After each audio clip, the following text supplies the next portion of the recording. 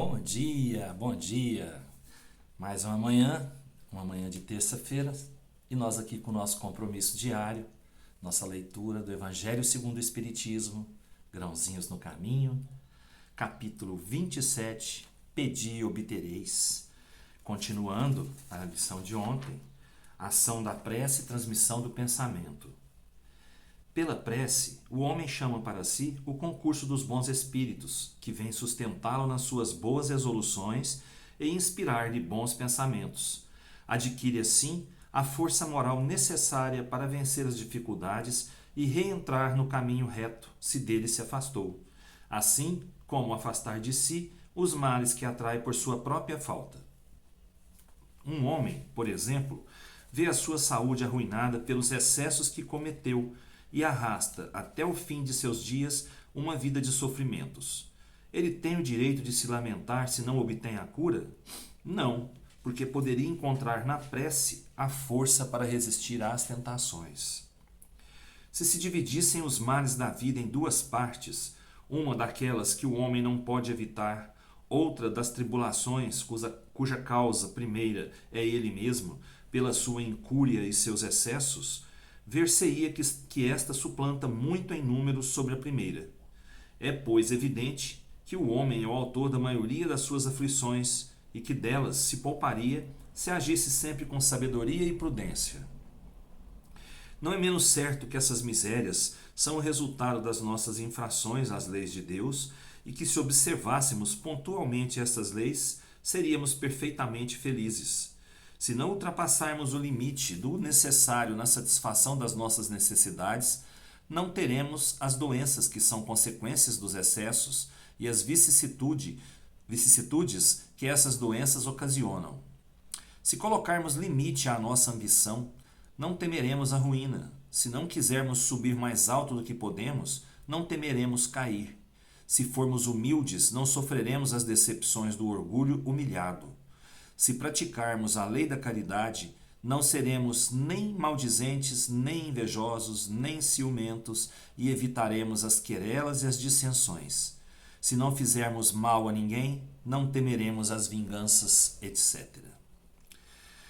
Admitamos que o homem nada pudesse sobre os outros males, que toda prece seja supérflua para deles se preservar. Já não seria muito estar livre de todos aqueles que provêm de si mesmo?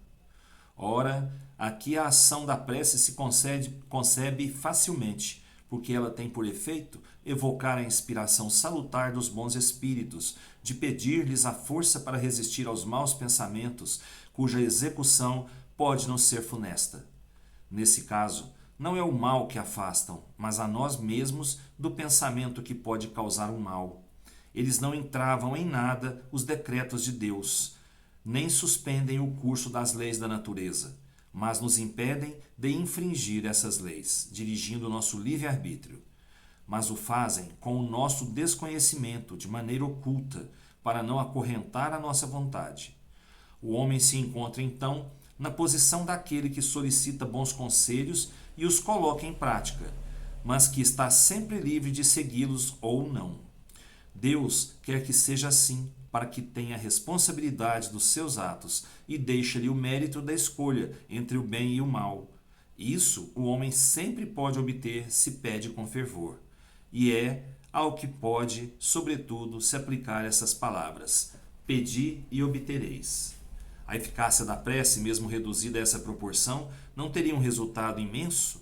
Estava reservado ao Espiritismo nos provar sua ação pela revelação dos intercâmbios que existem entre o mundo corporal e o mundo espiritual, mas a isso não se limitam seus efeitos.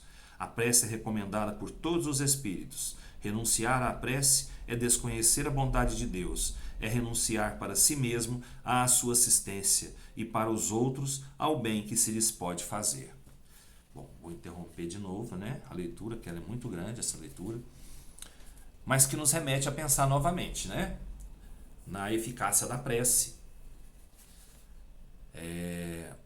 Nós estamos tendo respostas às nossas preces?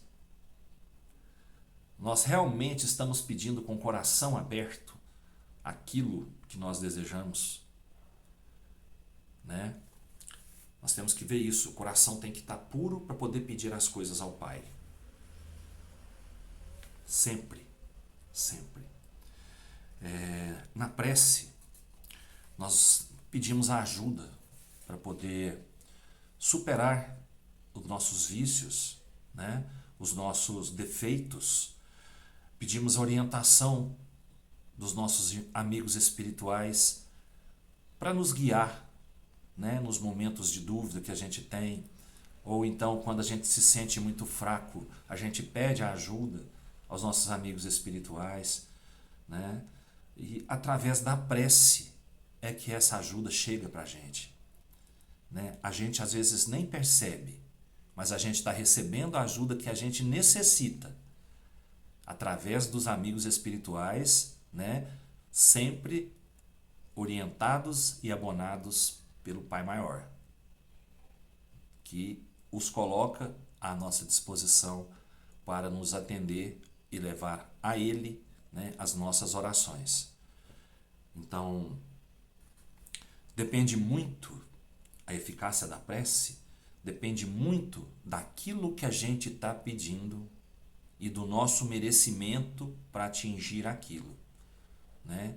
Pedi e obtereis, mas para pedir eu tenho que saber o que eu estou pedindo, se é realmente necessário aquilo que eu estou pedindo e se eu tenho merecimento para pedir aquilo. Porque Deus dá para a gente exatamente o necessário para nós passarmos por essa vida.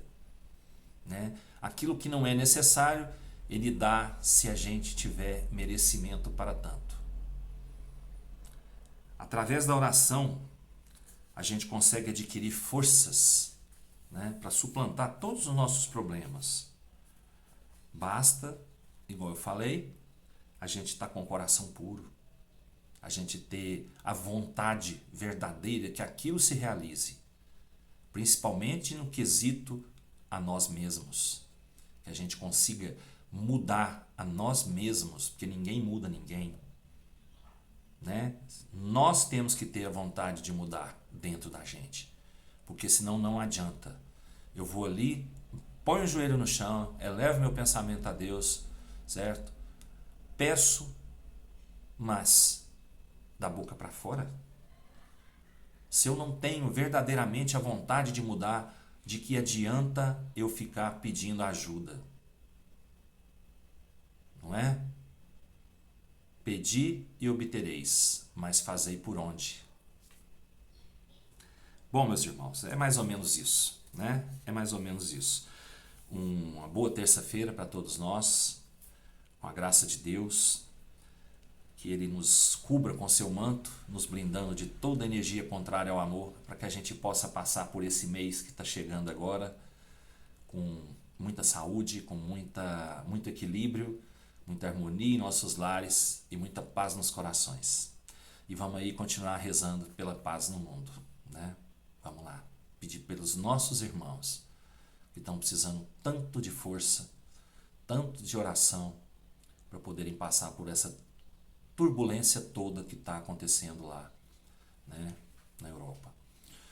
Um beijo no coração de cada um, que Jesus nos abençoe.